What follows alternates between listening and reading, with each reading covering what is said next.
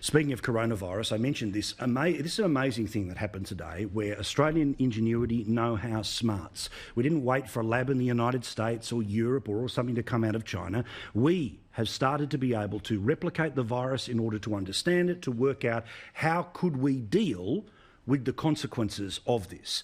At the same time, the government has made some very big announcements and they make perfect sense. One of the great advantages of Australia is that we are an island. It means that people who have normally lived here but went back to China to celebrate the Chinese New Year, to be back with their family over the past little while, that if they are in danger, including people from Wuhan, they'll end up going to Christmas Island for a couple of weeks.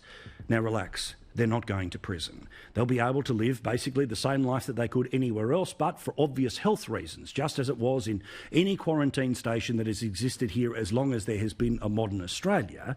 This is what you do. This is what you can do when you are an island.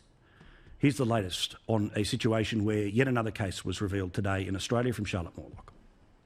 The National Security Committee of Cabinet has hatched a plan to rescue hundreds of Australians stranded in Hubei province. They'll be loaded onto a Qantas jet in Wuhan and flown to Christmas Island if all goes to plan. We cannot give a guarantee that this operation is able to succeed. The nation's most vulnerable will be given priority. That this will be done on a last-in, first-out basis. Evacuees will be quarantined at Christmas Island for up to 14 days, but it could be longer, depending on advice from medical authorities. The Morrison government is also releasing up to 1 million face masks to the general public.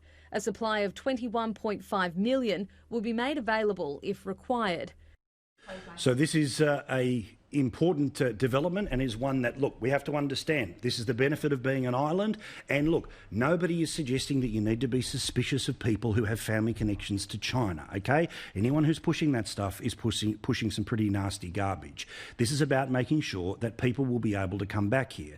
Oh, and by the way, for those that are going to pre-complain about the idea of Australia putting on a special flight to be able to get people out of Wuhan, they'll have to pay for the ticket to come back.